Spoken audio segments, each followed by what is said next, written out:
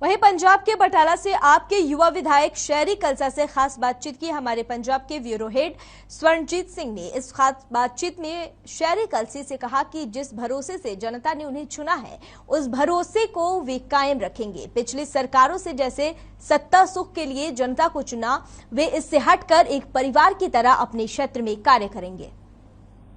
आम आदमी पार्टी 92 विधायक विधानसभा चुनाव जीत करके विधानसभा पहुंचते हैं, लेकिन बहुत से ऐसे विधायक हैं जो युवा हैं, जिनमें कुछ कर गुजरने की इच्छा है, ऐसा नजर आ रहा है। और ऐसे ही एक विधायक हैं शहरी कलसी, जो कि बटाला से आते हैं। बटाला में कई दिग्गज नेताओं को हरा कर विधानसभा पहुंचे और हमारे साथ हैं। शहरी जी, बहुत बहुत स्वागत। थैंक यू जी, थैंक यू जी। सबसे पहले which is the secret of your energy? इतनी एनर्जी और बटाले में इतनी पटकनी दे करके आप पहुंच गए। ये जी बटाले के लोगों का प्यार है, मान सत्कार है, जिस इस निमाने को इतना मान बख्शा है, और बस उनकी उम्मीदों पर खरे उतरना है। बस कितनी बड़ी चुनौतियां रही इस बार विधानसभा चुनाव 2022 में? अगर मैं गलत नहीं हूं तो बटाला से कांग्रेस के भी दिग्गज नेता आपके सामने। बिल्कुल जी, देखो चुनौतियां तब फीकी पड़ जाती हैं जब संगत आपके साथ हो।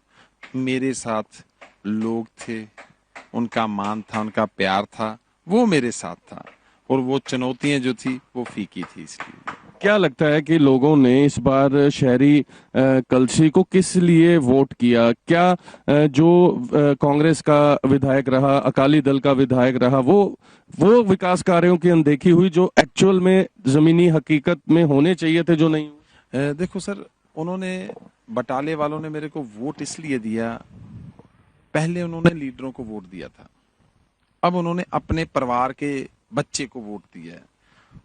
उनको लगा भी ये हमारे परिवार का जी है, अब हमारी बात करेगा। कलसी साहब, एक तरफ कहा जाता है 2014 से एक नारा एक देश में दिया, स्वच्छ भारत अभियान, घर घर जल, घर घर नल। क्या लगता है बटाले की तस्वीर अगर देखी जाए तो बहुत ज्यादा, अगर गंदगी को लेकर हम बात करें तो बहुत बुरा हाल रहा। तो क्या लगता है पहली प्राथमिकता क्या गंदगी, सफाई व्यवस्था दुरुस्त होगी?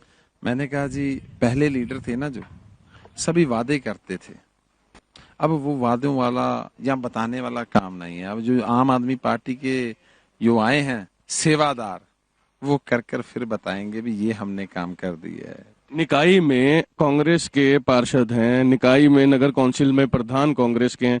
चुनौती बड़ी नहीं लगती कि अगर आप काम करना चाहेंगे कहीं ना कहीं पार्षद उसमें कोई ना कोई अड़ंगा डाले? देखो जी, मैं फिर बोल रहा हूँ, अगर तो अपने स्वार्थ के लिए करेंगे तो नेचुरली वो अड़िक्का डालेंगे।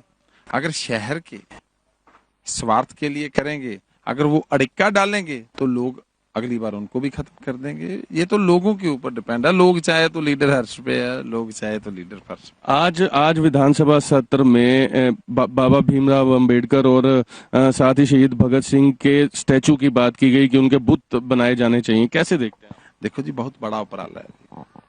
जब आम आदमी पार्टी हमने जब शपथ ली, शहीद आजम धरती से शुरू काम किया, और वाकई वो हमारे मुख्यमंत्री साहब का एक निर्णय था भी उस धरती को सलाम कर कर फिर आगे तुरेंगे, क्योंकि अब हमें उनकी सोच नजर आ रही है, डॉक्टर भीमराव अंबेडकर की, भगत सिंह जी की। अगर वो हमारे देश के लिए ना लड़ते तो आज हो सकता है हमें अपने हक नहीं मिलते, लेकिन रवायती सरकारों ने अभी तक हमारे लोगों को उनके हक नहीं दिए। अच्छा साहब, कितना बड़ा फर्क लगता है। देखिए, एक ऐसा मुख्यमंत्री आता है जो पहले ही दिन बात करता है कि 23 मार्च को मैं हेल्पलाइन नंबर लाऊंगा जो भ्रष्टाचार के विरुद्ध होगा।